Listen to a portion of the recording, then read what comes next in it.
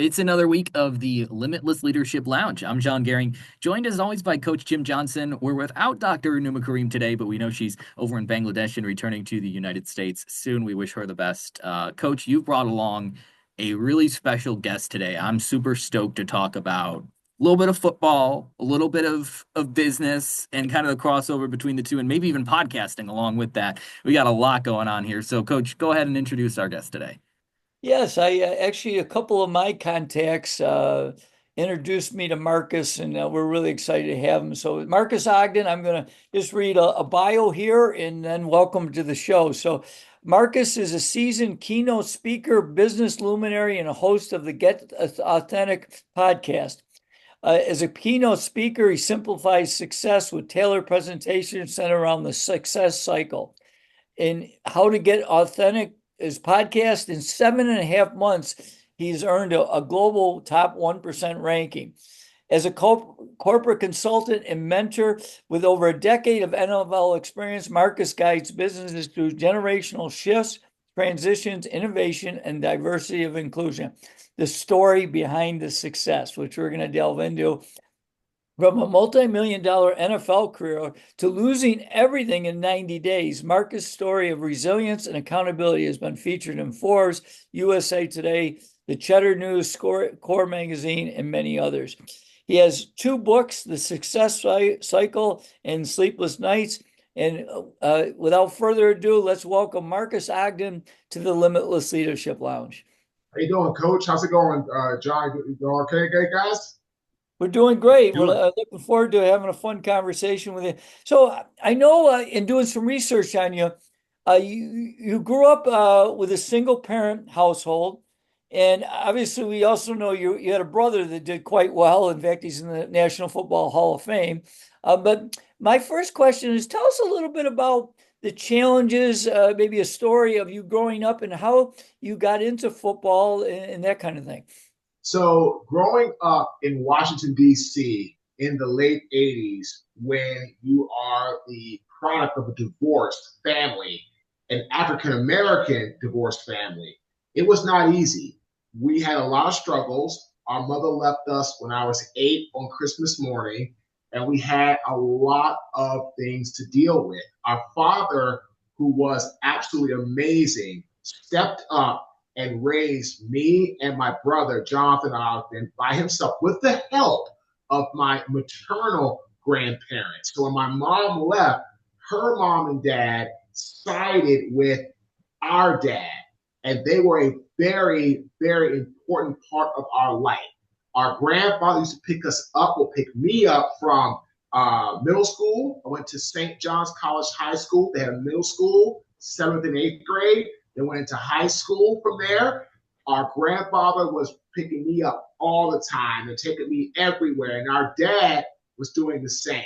So, but what our father did against the advice of his own father, my grandfather, was he put me in therapy in the late 80s. So Wow. I actually went to see Dr. Audrey Chapman at Howard University's campus. Like literally, we have the upper campus, then we have down to the valley.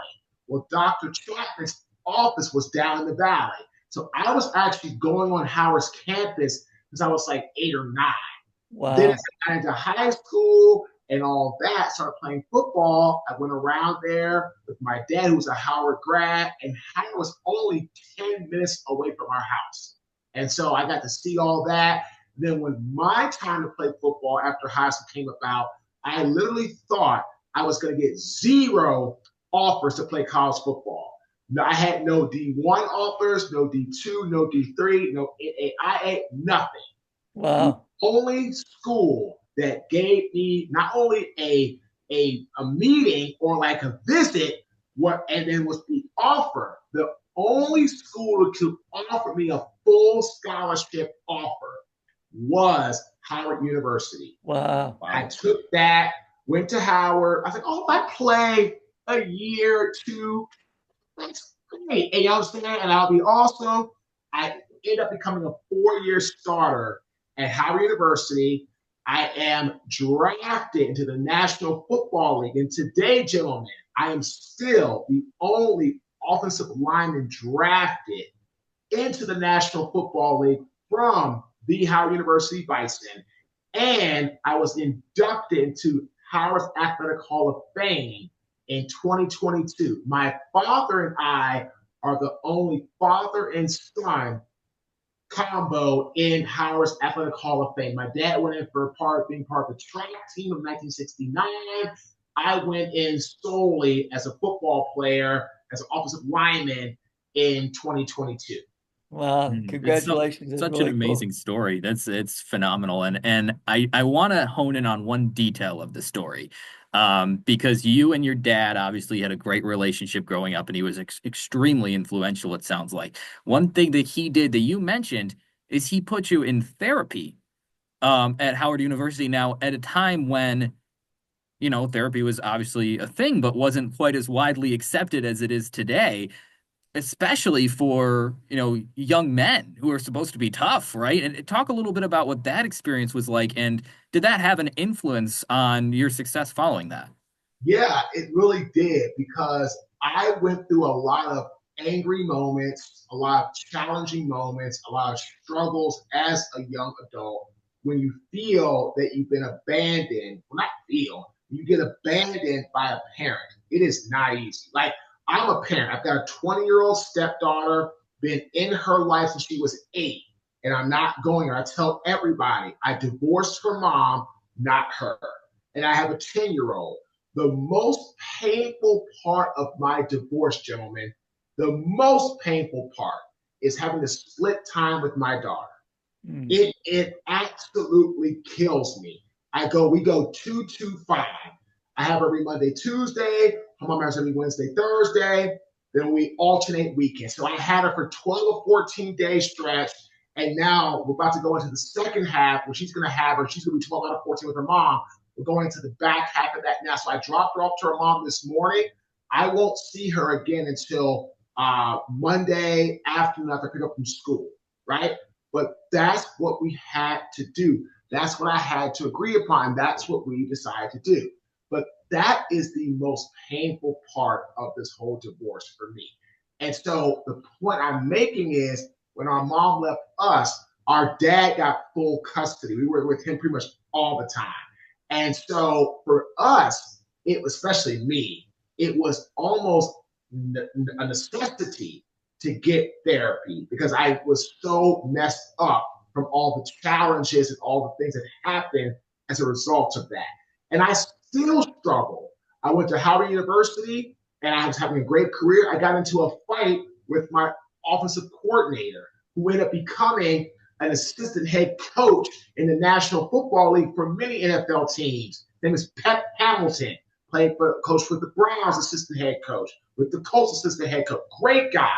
He wasn't the problem. I was. I was still angry even in college. And I had to go to anger management therapy in college to keep my scholarship. And I did, and that helped me with Dr. Tina Russell.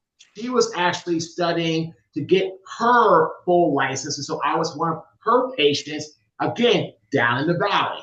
So therapy, I'm in therapy now. As a matter of fact, when we finish this awesome podcast, my next call is my therapist. And so with my divorce, I've been in therapy since 2022 June. Filed for divorce July 2022. So now, because of what my dad did, breaking the chain and breaking the mold, putting me in therapy when I was 8. Now I got into therapy when I was 18 and 19 in college. Here I am now after my divorce, the struggles I went through, still in therapy. But to answer your question, therapy has been in my life on and off since I was 8. And without it, I can tell you right now where I'm at as an individual, as a man, as a father, as a man trying to date and back in the dating game with women. I tell you what, therapy has been a huge positive in my life. That's great. Hey, Marques, I got to ask you, because I'm the oldest of 6 children growing up. So I was kind of, my younger brothers and sisters kind of looked up at me. Well, you have an older brother that you followed in his footsteps in the sense that you both played in the NFL. What did you learn from Jonathan? What I learned, Coach, is the most important part of being an athlete, how to be an athlete, professionalism, doing your job, going above and beyond, that work ethic. We call those things, right, Coach, the intangible traits or the emotion traits, like your willpower, right? Like your ability to have a mission to why you're doing, why you're playing that sport. It's all about the things you can't see. We call them attributes and or willpower, grit, determination, tenacity, adaptability. All those things are what I learned from my brother. Was he 6'9", 375 pounds, moved like a deer? Absolutely. But Jonathan learned the game. Like, he got the skills, right, from 7th grade, learning from one of the best coaches in high school area football, Mr. Dave Moeller, who played his football at North Carolina Chapel Hill. And Dave taught my brother from 7th grade through senior year of high school, top level technique. But that's the logic side, the skills Jonathan learned. Dave couldn't teach Jonathan the grit, the tenacity, the discipline, the focus to be the best and take that. I mean, there's been lots of guys that have been, well, I won't say lots of guys. There's been several guys that played in the NFL that didn't pan out, right? They learned the skills, but you got to have also the will. And so for me, what I learned from Jonathan is how to have the will, right? When I got to the NFL, a lot of guys across the league didn't like me because Jonathan was killing everybody back in those days. So I would play against guys like Jason Taylor or Kevin Williams, just some phenomenal football players. Even in practice, guys like John Henderson or Marcus Stroud or Hugh Douglas. And so, Jonathan was killing all those guys, but they would come after me extra hard. And so what I learned is how to put myself in the best position by doing the work and doing more work than other people that were in the NFL at that time did. I mean, it's funny. I got drafted with guys from there was 8 of us that got drafted. We brought in a lot of rookies, undrafted, like Georgia, Tennessee, separate old linemen, right?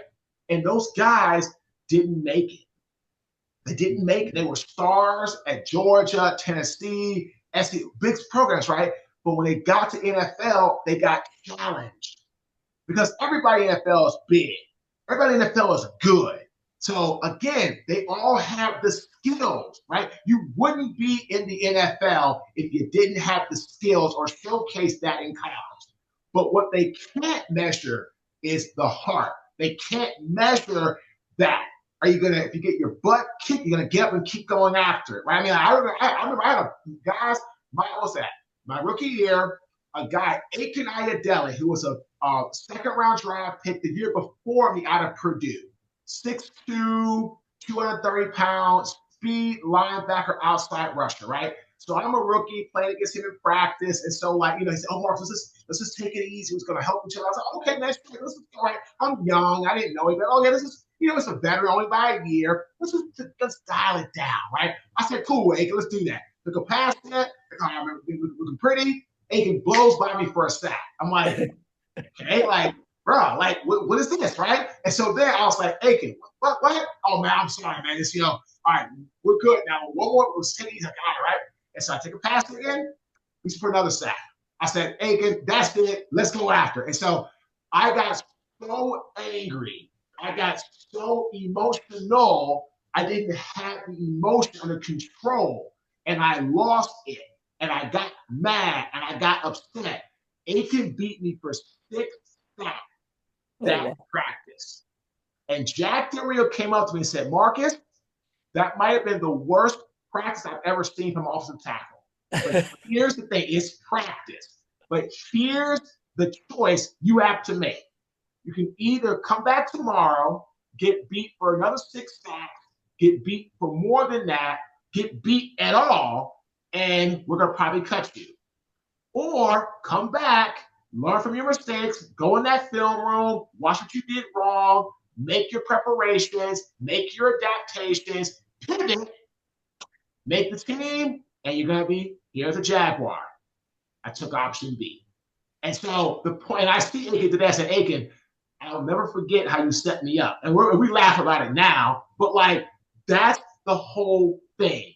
Jonathan taught me, Coach Del Rio gave me a chance to make amends from what I did wrong. And like he even told me, it's better to get beat in practice like this than a game. Because in practice, I could hit our guys. In a game, they will crush our guys. So I learned how to have the dog fight that's needed, but I also learned, Coach, how to be a professional at every aspect of my career. Wow. It's a thankless job, and it's one that this may be something that you resonate with. I don't know, but this weekend, my alma mater, Syracuse, their Beat quarterback. Miami.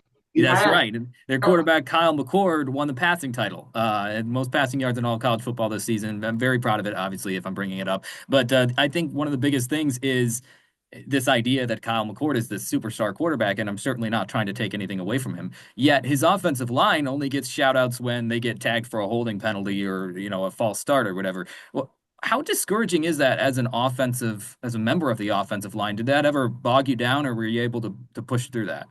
Well, you know it's the job you sign up. You know that you're probably only going to get called out if you get beat or you have a holding call. Now, I will say, as the game has evolved and tackles are getting a lot more recognition, it's gotten a lot better than it has ever been.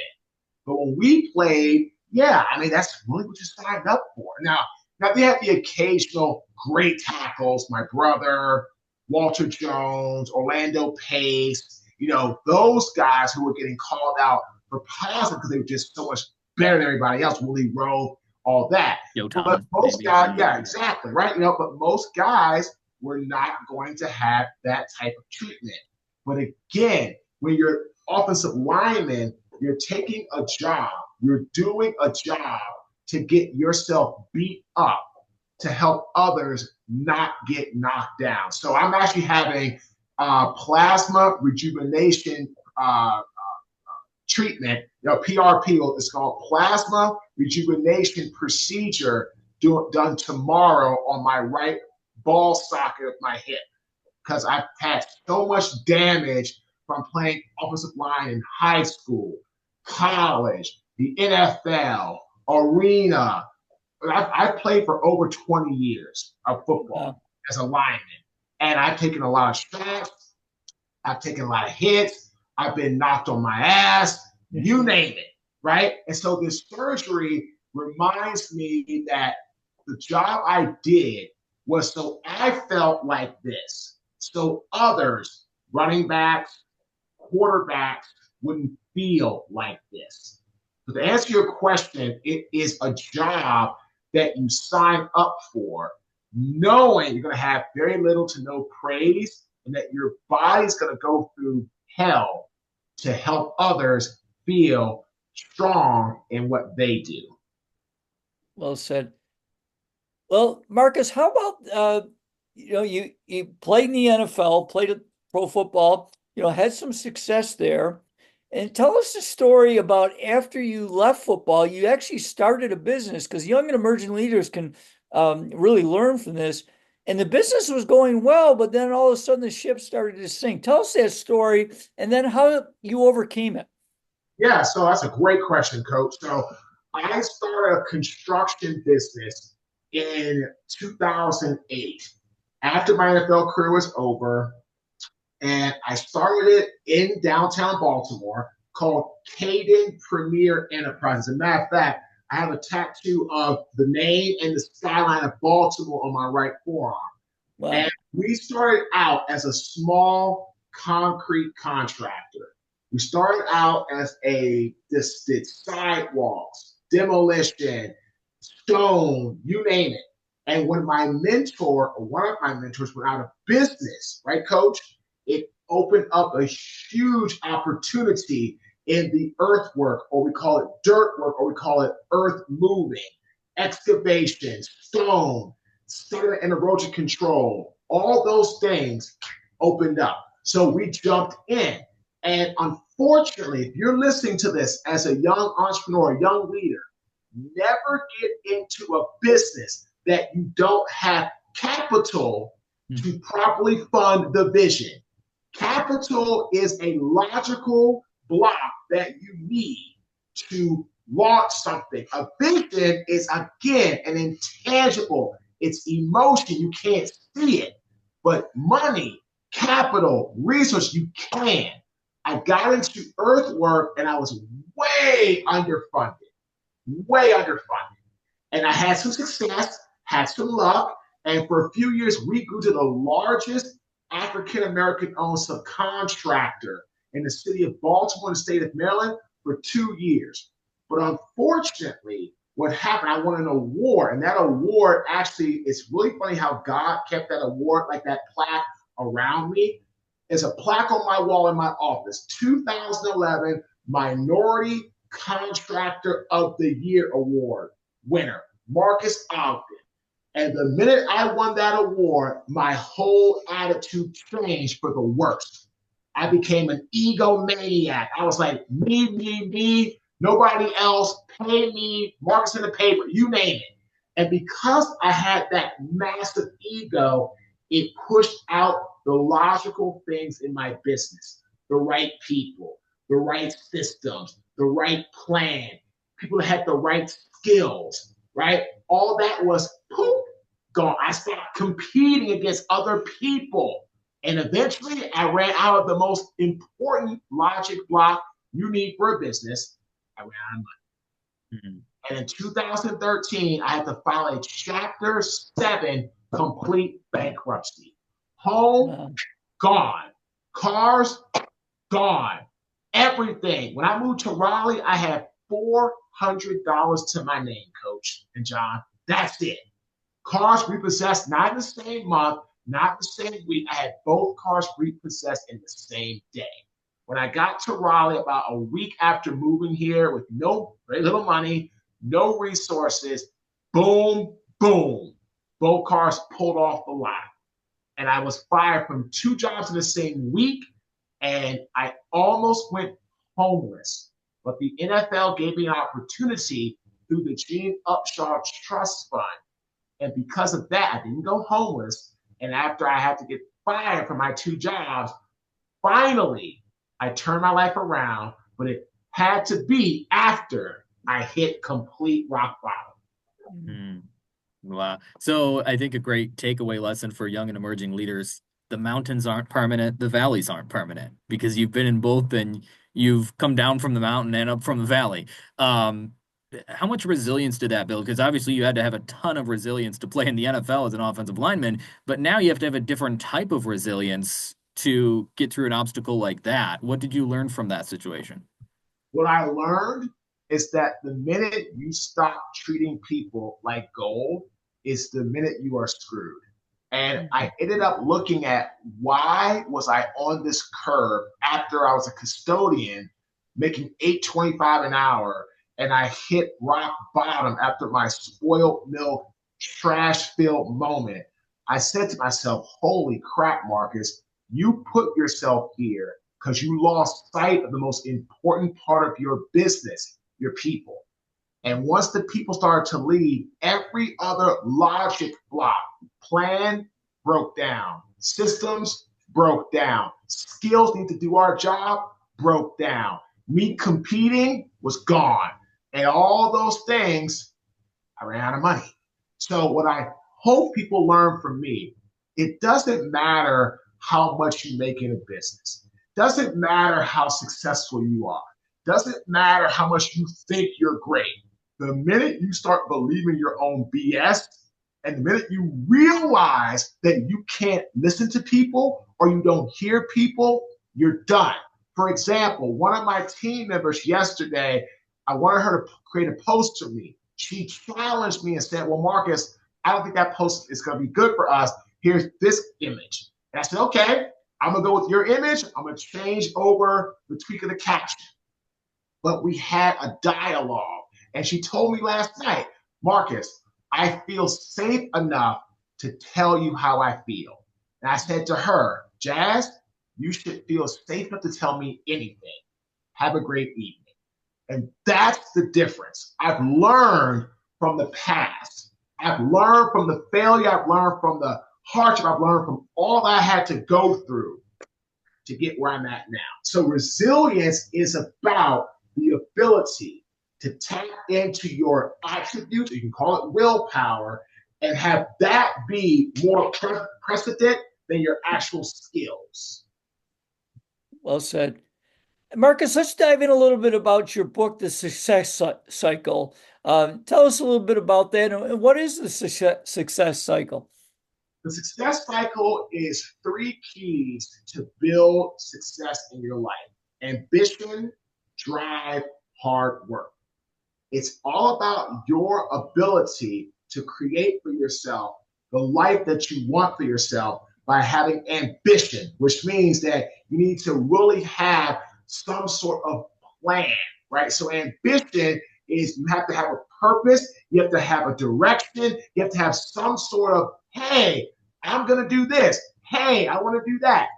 Good. So you got to be ambitious, okay? Drive is going to be inspired over motivated. I was motivated in the construction business, which is why eventually I burned out and lost the business. On the other side with speaking, I didn't get a paid speaking job for 2.5 years when I started. Not one, Coach John. Every job was either free or no. Or worse, free, no, or get the hell out of here. Might even worse than that some days. So I had the inspiration to keep going, even though I was being told no, free, this. That's drive. You gotta be inspired for the long haul, not just for the short term. And hard work, focus on yourself and not the competition. Do you want to compete? Yes. Do you want to have people that you call a driving force? Yes. But sitting there worrying about what they do and where they're at. I mean, Coach, you're a speaker. That'd be like me saying, man, what's Coach Johnson doing right now? Is he talking to this person? Is he emailing that person? Is he at this job? Is he at that job? I would literally drive myself insane to one flew over the cuckoo's nest of being there with Jack Nicholson. Hey, please check me in. And people, they don't get that. I'm like, why are you focused on the competition so much and not your own plan or your own systems or your own drive? Why? So again, that's what hard work is. Focus on yourself. Show up and show out. And when you do those things, hit the repeat button. Again, Coach, it's funny.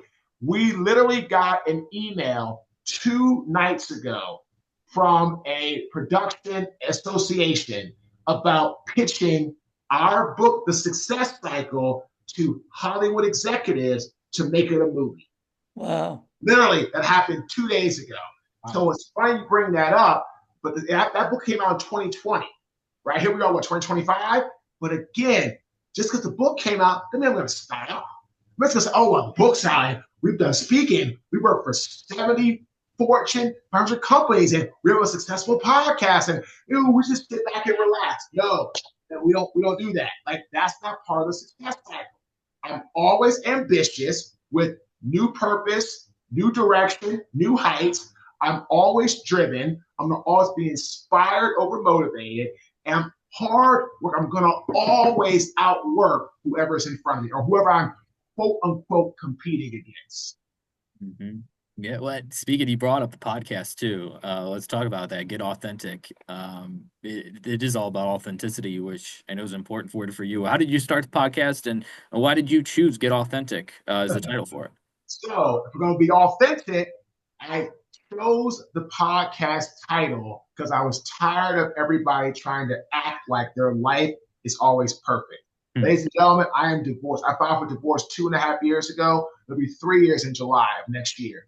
It almost broke me. It almost took me under because I was like, wow, how did this come about? How did we get here? How am I in an apartment, in a 2-bedroom apartment, hating my life right now, crying myself to sleep every night? and sitting here basically on the edge of like losing everything because I have very little money. I'm trying to buy a house, but they're like, oh, Marks, by the way, you want to buy a house? Okay, you have to pay 50 grand of IRS debt. Oh, you have to pay another $30,000 to close on the house. Oh, and by the way, Marks, don't forget, you got to pay your team every month. So they are taken care of. It just piled on, piled on. And in January of 2023, I said, enough's enough. And I leaned into the podcast, the business, the network, and now paid that debt off, bought the house. Business is booming. I've got great people in my life from all aspects, friends, family, business colleagues, you name it, Coach Johnson, yourself, John, that I can call on and say, hey, man, I'm working on this. Oh, sure, let's connect on that. And again, relationships, right? So again, it's everything in that fact, right? It's everything. So again, if you're listening to this, understand that in life, it's not going to be easy. But you can learn how to lean into yourself and then lean into what you have. That's what got me out of that struggle, is leaning into the business, my friendships, and again, focusing on what I could control, not things I could do absolutely nothing about. Well said. Hey, Marcus, you mentioned, you have a team now. What advice would you give to a young leader that had the opportunity to build a team?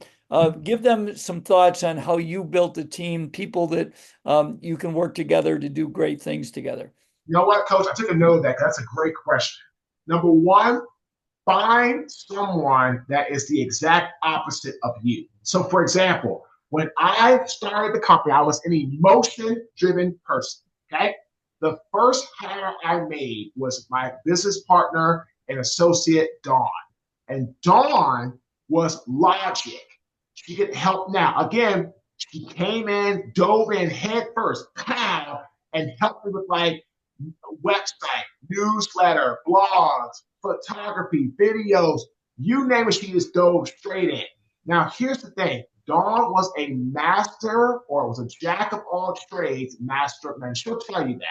But she was my first person. So I brought someone in, again, that didn't think like me, right? The oldest company in the world is Kangu Gumi. Kangu Gumi. They're a Japanese-based company founded in 598 AD. They build Buddhist temples. Their CEO said he hires people that don't think like him. So I didn't want to go out and hire another emotion person that would do a lot of the intangible things. I needed a logical person that could do the tangible things. So Dawn came in, and then Dawn found George. George became my website guy, SEO. He runs our app, the Marques Ogden app. Boom. From there, we got and found my friend Albert with trademark and patent. Then boom, we found Donovan, videographer, photographer. Now we have Jaslyn, who started out as a virtual assistant. She's now my he's now my external manager and my project manager. Danny was an old client of mine, now my director of sales. We hired Abby out of Africa, who is a virtual assistant. She helped to create leads, marketing leads for Danny to execute and close. So it all starts. The first thing I'm going to tell you, if you're an emerging leader, if you know what kind of person you are, if you're a solopreneur, if you're more logical, if you can do the system work and build this plan and have the skills, but you lack getting people through the door, hire an emotion-driven person that can help you with like a mission statement, with a vision, with your dreams, with your willpower, the culture, and finding others to compete against. If you are an emotion-driven person that's good at mission, good at vision, good at your dreams, but you're not very good at like the logical steps, like if you are a Marcus, right? Hire a logic-driven person that can help you build all the things that you need. Remember this, people will join your vision based off emotion. but they'll only stay with logic. Mm. Nobody's going to stay in a company with no systems, no resources, no capital. That's how everybody left Canaan. Uh, good point. I'll be Well, right back. yeah, so Marcus, I'm also curious about your public speaking because you're a really good speaker, and we've seen that even on display today. And I'm sure that's not, something that you have to necessarily learn in the NFL, but it's something that you learned after playing in the NFL, and now you're a dynamic speaker speaking all over the country. Talk about how because it's not an easy skill. In fact, it's said that it's feared more than death. How did you become an effective public speaker? That's a great question, John. I learned how to lean into stories Mm. and learn how to talk to people and get them to think about their life through your life and or your stories. Like for example, with our book being looked at by Hollywood for a movie, it's a story. Like how do people love Rocky Balboa? It's always what? A story. People love what? The comeback. People love what? A hero's journey. So if you're listening to this podcast, learn the following. Learn how to, when you're trying to speak, learn how to figure out what it is that people need to hear and or want to hear. Because once you do that, it'll help you go into the direction you want to go in. But for me, speaking is an art of communicating with people and helping them see the best version of themselves. That's what I look at when I speak. Storytelling, we were in Sports Illustrated yesterday talking about like our story and like, my divorce and I had to build a man cave. It's kind of funny. I did that interview a while ago. Like I had just bought my house. Then like a week ago, I actually bought some brand new furniture and now my man cave looks totally different in a better light. But it's funny now that that story came out now, and I did it probably about 18 months ago. So the point is, right, is that for me, speaking is an art of helping to help people see the best version of themselves. And when you think about it like that, in that regard, everything else just kind of works out. Mm-hmm. It's And a great point.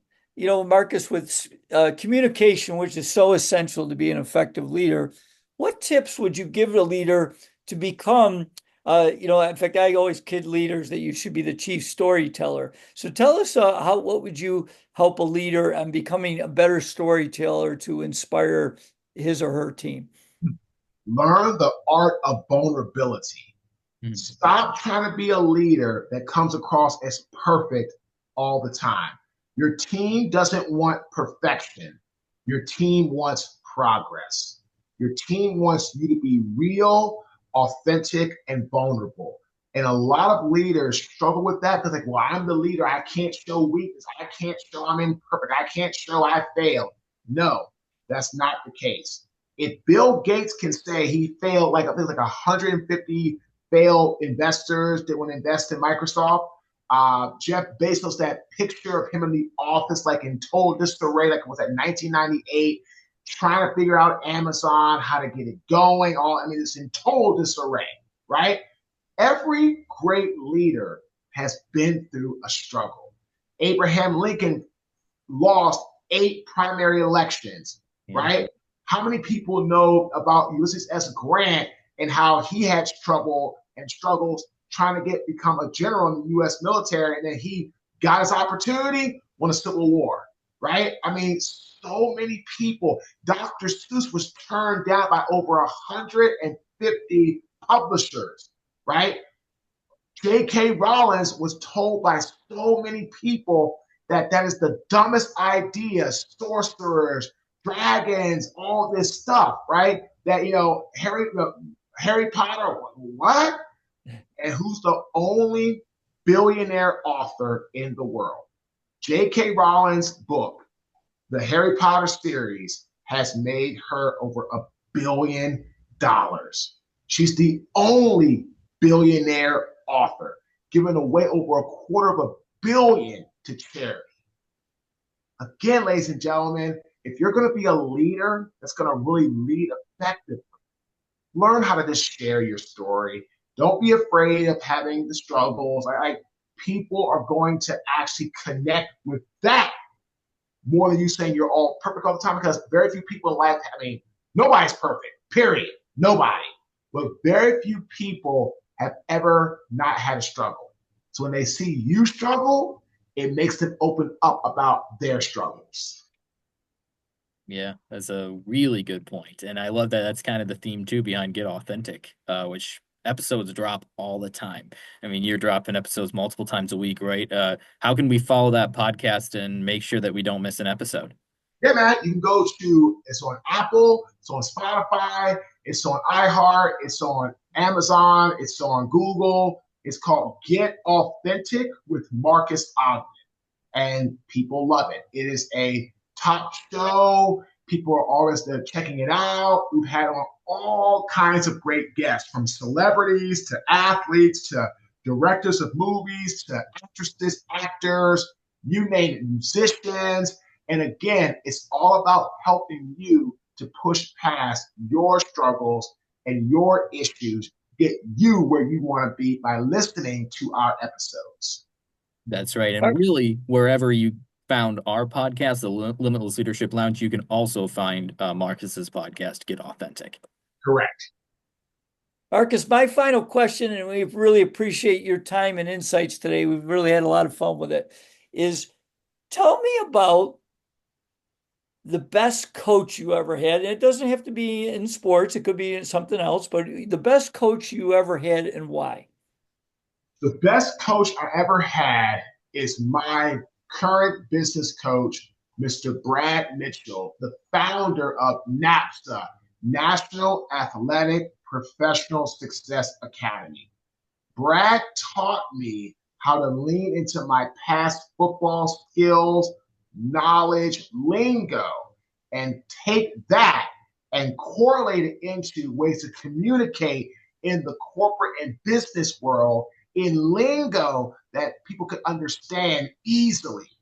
Without NAPSA in 2018, me going to Penn State for 5 days, I can tell you right now, our speaking, our coaching, being an author, podcaster, but especially being a consultant, working with companies monthly, virtually, and or in person, doing workshops, webinars, trainings, all those things would be absolutely non-existent. I actually have the NAPSA binder on my desk right to my left, and it'll be here to the day I die. And I tell everybody, without it, there's no way we'd be anything like we are today. So again, Brad pulled out of me what I never ever thought was possible or even in me to begin with, which was confidence that football lingo could be turned into business dialogue to connect with people in a deeper and more meaningful way, for them to know you, like you, trust you. When people know you, like you, trust you, they'll hire you. That's the bottom line, and something young and emerging leaders can take away. Finally, Marques, my last question for you. You had a great NFL career. I know you got your Ravens jersey behind you, but you played for multiple teams throughout your NFL career, and then other professional football too. But then now your great business career. What impacted what you learned in the NFL and playing football in general have on your business career, and how much overlap is there between the sports world and the business world? It's every NFL owner is a business owner. Everyone, right? Shad Khan to the McNair family to the Kraft family, like Jerry Jones, every one of them. So business and sports are like this.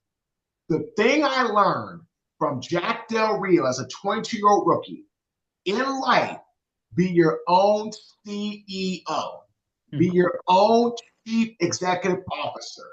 Jack taught me that, and I've used it, and it's been a part of my life ever since I was 22 years old. So what's that now?